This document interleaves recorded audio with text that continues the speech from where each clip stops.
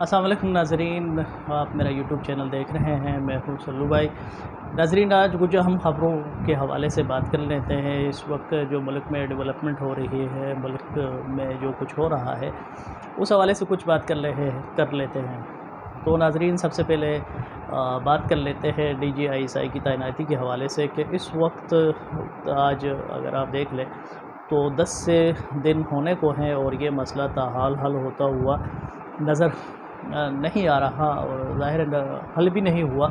तो इस हवाले से हमारे जो मेन स्ट्रीम मीडिया है, सोशल मीडिया है, उस पे और दुनिया भर में मुख्तलिफ़ किस्म के तज्ज़िये तबसरे होते रहे कि ये मसला क्यों नहीं हल हो रहा, ये मसला है क्या, और इस मसले को हल करने में हुकूमत क्यों नहीं संजीदा और हुकूमत इसको क्यों नहीं हल करना चाह रही, या इस्टेब्लिशमेंट की तरफ से आया ऐसी क्या रुकावटें हैं कि जिसकी वजह से ये मसला हल नहीं हो रहा। तो इस हवाले से बात कर लेते हैं।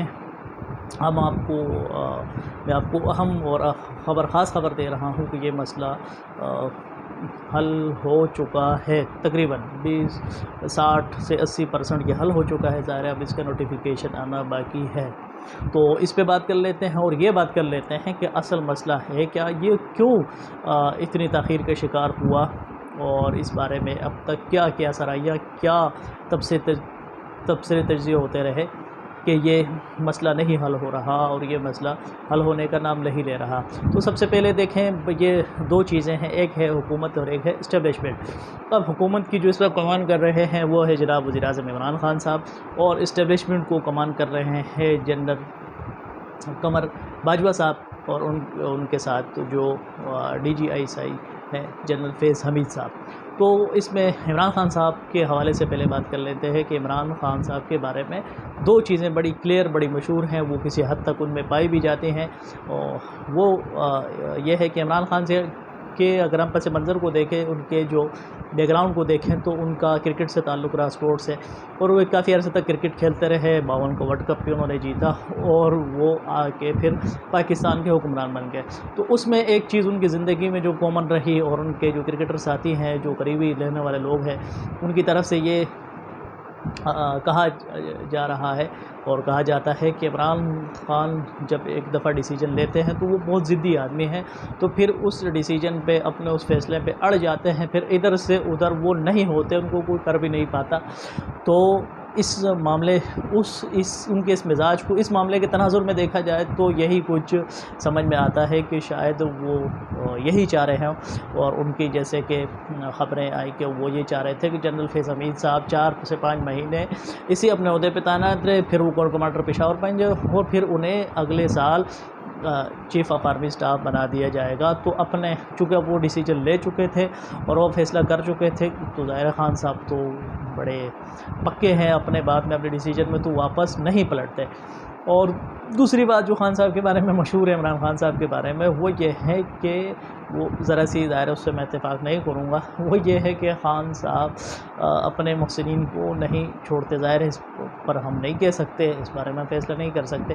अब लोग यही कह रहे हैं कि खान साहब के साथ इस्टेब्लिशमेंट ने अच्छा किया, उन्हें सामने लाए, उन्हें हुकूमत का हिस्सा बनाया, लेकिन अब वो इमरान खान साहब इस्टेब्लिशमेंट के गले पड़े हुए और उन्हें कोई फ़ैसला करने नहीं दे रहे हैं। जनरल फैज़ हमीद साहब को वो DGISI तैनात होने नहीं दे रहे और उसमें उन्होंने पिछले 10 दिनों से रुकावट डाली हुई है। तो ये इमरान खान साहब की बात हो गई। अब दूसरी जानिब मसला है इस्टेब्लिशमेंट का, आर्मी का, फ़ौज का। तो उसके अपने ज़ाहिर है, जिस तरह सिविल हुकूमत के कवानीन है, सिस्टम है, इस तरह फ़ौज का भी अपना कानून है, सिस्टम है। तो फ़ौज अपने सिस्टम के तहत जो फ़ौज का सरबराह है, फ़ौजी जो बड़े अफसरान हैं, वो देखते हैं कि ये बंदा काबिल है, समझदार है और इस अहदे के लिए मौजू है, तो वो फिर वज़ीर-ए-आज़म साहब को समरी भेज देते हैं। तो वज़ीर-ए-आज़म साहब फ़ैसला कर देते हैं कि इस आदमी को बनाया जाए। तो उन्होंने यही किया कि जिस तरह पहले उन्होंने नाम दिए, जिस तरह कि जनरल फैज़ हमीद साहब का पहले उन्होंने नाम दिया और इमरान खान साहब ने समरी पे दस्तखत कर लिए कि ये DGISI होंगे। तो इस तरह दोबारा जब इस्टेब्लिशमेंट ने ये सारा कुछ किया, तो अब भी ये इस्टेब्लिशमेंट सोच रही थी कि अब इमरान खान साहब दोबारा इस पे साइन कर देंगे और ये मसला हल हो जाएगा। और ज़ाहिर है कि इस्टेब्लिशमेंट के फ़ौज के अपने कानून होते हैं। तो अब मैं समझता हूँ कि इस वक्त इस्टेब्लिशमेंट को चाहिए, हुकूमत को चाहिए कि वो अपने हुकूमत में, सिविल हुकूमत में दखल अंदाज़ी नहीं करे, और ये बहुत अच्छी बात है। ज़ाहिर है जब दखल अंदाज़ी होंगी, मसाइल बढ़ेंगे, इख्तिलाफ़ात बढ़ेंगे, तो उससे मुल्क का नुकसान है।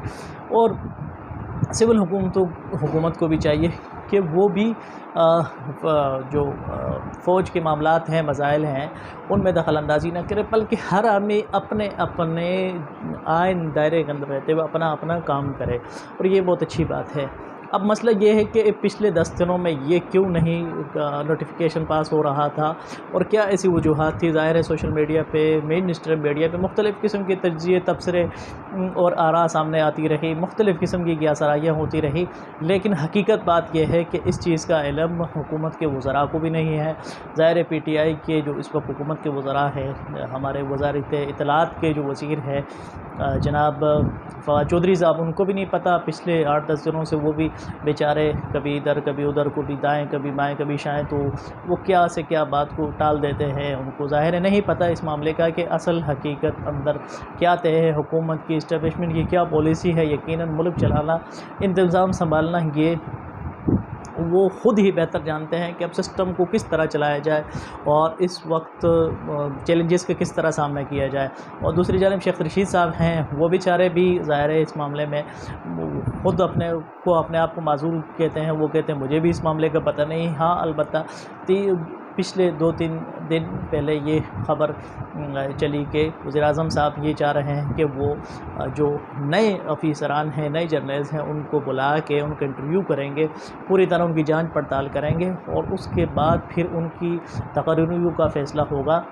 और इस ख़बर की उन्होंने किसी हद तक तस्दीक की थी फवाद चौधरी साहब ने। उन्होंने कहा था कि इस तरह का कुछ वज़ीर-ए-आज़म साहब की तरफ से आया और इस तरह का होगा, लेकिन अब ताज़ा तरीन ये ख़बर है कि इस तरह की कोई सूरत हाल नहीं है। इत्तिफ़ाक़ राय हो चुका है, और इस मामले में क्रेडिट जाता है जनरल फैज़ हमीद साहब को कि उन्होंने भरपूर किरदार अदा किया। जनरल बाजवा साहब को और फ़ौज ने और सिविल हुकूमत इमरान खान साहब ने बैठ के ये मामला तय कर लिया है, और चंद दिनों में फ़ैसला हो जाएगा। और दूसरी तरफ ये क्या सराहियाँ कि जनाब इमरान खान साहब हुकूमत ने पंगा ले लिया है फ़ौज से, और चंद दिन बाकी है, अब ये हुकूमत ख़त्म हो जाएगी। मेरे ख़्याल में ऐसा नहीं है। ज़ाहिर है हमें इस हकीकत का पता नहीं है। तज्ज़िया हम कर सकते हैं, तबसरा हम कर सकते हैं, अपनी राय दे सकते हैं। ज़ाहिर है उसमें हर आदमी ख़ुद मुख्तार है, आज़ाद है, और उसका जमहूरी हक़ है कि वो राय दे सके। और ये भी क्या सराहियाँ की जा रही है कि जनरल बाजवा साहब से इमरान खान के ताल्लुकात ठीक नहीं है। जैसे कि मैंने पहले उनकी जो मिजाज के हवाले से बताया, इमरान खान का मिजाज क्या है, तो मेरा ख़्याल ये है कि ऐसा कुछ भी नहीं है। ख़ास तौर पे सब जो अफ़गानिस्तान की सूरत हाल है, ख़ित्ते की जो सूरत हाल है, तो उस हवाले से बिल्कुल मुनासिब नहीं होगा। और मेरा ख़्याल ऐसा है भी नहीं है कि फ़ौज के जनाब बाजवा साहब के या इमरान खान साहब के आपस में ताल्लुकात ख़राब हैं। तो ये मुख्तलिफ़ किस्म की क्या सराहियाँ की जा रही थी, तो ये क्या सराहियाँ अब दम तोड़ चुकी हैं। अब ऐसा कोई मामला नहीं रहा, तो इंशाअल्लाह कि चंद दिनों में फ़ैसला हो जाएगा। अब आते हैं उस फ़ैसले की तरफ। अब फ़ैसला ये है कि 10 दिनों तक तो नहीं हुआ, लेकिन अब इन 10 दिनों में डेवलपमेंट हो गई है, बातचीत हो गई है। लेकिन अब उसको ज़ाहिर नोटिफिकेशन इसलिए नहीं आ रहा कि चूँकि इमरान खान साहब का और खातून अव्वल साहिबा जो हैं, उनका ज़ाहिर खातून अव्वल का जो बैकग्राउंड है इस वक्त सूफ़ी है, मज़हबी है, ज़ाहिर वो शरीफ पर्दा करती हैं। तो उन्होंने अब इमरान खान साहब से ये बात की है, मुशावरत की। इमरान खान साहब खुद ज़ाती तौर पे भी इस तरह मसरूफ़ हैं कि ये जो 12 रबीउल अव्वल तक के जो 12 दिन हैं, इनको सीरतुन्नबी सल्लल्लाहु अलैहि वसल्लम के हवाले से मनाया जाए और सीरतुन्नबी सल्लल्लाहु अलैहि वसल्लम को उजागर किया जाए। और वो ये समझते हैं कि 12 रबीउल अव्वल तक ये जो दिन है, ज़ाहिर ये मुक़द्दस दिन है, हुज़ूर सल्लल्लाहु अलैहि वसल्लम की पैदाइश के दिन है। तो इन दिनों में कोई फ़ैसला नहीं करना चाहिए, किसी किस्म का कोई काम नहीं करना चाहिए मामूल का, रूटीन का। तो इसलिए ये 12 रबीउल अव्वल पड़ रही है मंगल के दिन। तो अब ये ख़बर है कि बुध, जुमेरात, जुम्मा, इन 3 दिनों में ये फ़ैसला हो जाएगा, और ये जितनी अफवाहें थी ये सारी दम तोड़ जाएंगी। और बात वही है कि जनरल फैज़ हमीद साहब ही जनरल नदीम अंजुम साहब ही DGI होंगे और जनरल फैज़ हमीद साहब को कोर कमांडर पेशावर तैनात किया जाएगा और वहीं अपनी ड्यूटियाँ सर अंजाम देंगे। और वो इस बात पे रज़ामंद है और उन्होंने इस हवाले से पेशावर का विज़िट भी किया, दौरा भी किया, वहाँ गए भी और वो ख़ुद भी उनकी ख्वाहिश है कि मैं वहाँ वक्त गुजारूँ और मुझे आइंदा मुस्तक़बिल में आर्मी चीफ़ बनने का मौका मिले। और ये तो ज़ाहिर है इसकी दीन भी हमें इजाज़त देता है और ये करना भी चाहिए कि जो शख़्स अहल है, जिसमें सलाहियतें हैं, ज़ाहिर है जनरल नदीम अंजुम साहब बहुत बासलाहियत आदमी है और वो उन्होंने KPK में भी वक्त गुजारा है, फाटा में भी वक्त गुजारा है और यहाँ FC की कमांड भी कर चुके हैं। तो उन्हें मुख्तलिफ़ मुल्क के चारों हिस्सों में वक्त गुजारा है। उन्हें मुकम्मल तौर पर इस पे दस्तरस है, अपने इस फ़न पे, अपनी इस फ़ील्ड पे अबूर है। तो ये अच्छी एक चॉइस है हुकूमत की तरफ से उन्हें DGI तैनात करने की और जनरल फैज़ हमीद साहब को मुस्तक़बिल में आर्मी चीफ़ की ज़ाहिर उनके तजर्बात इनसे ज़्यादा बढ़ के हैं। तो इस वक्त हमें ज़ाहिर है किसी किस्म की क्यासराइयों से, किसी किस्म की गलत तज्ज़ियों तबसरों से नहीं करना चाहिए, इज्तनाब करना चाहिए। और इस वक्त ज़ाहिर है कि इस ख़ित्ते की जो सूरत हाल है, इस वक्त दुश्मन यही चाहेगा और ज़ाहिर है इंडियन मीडिया और दुनिया भर की मीडिया पे जगहज़ाई का एक ज़रिया बना हुआ है और वो यही चाह रहे हैं कि इख्तिलाफ़ात ज़्यादा से ज़्यादा हो जाए और पाकिस्तान किसी तरह कमज़ोर हो जाए। तो मुझे इजाज़त दीजिए। अस्सलामु अलैकुम वरहमतुल्लाहि वबरकातुहू। जज़ाकुमुल्लाह।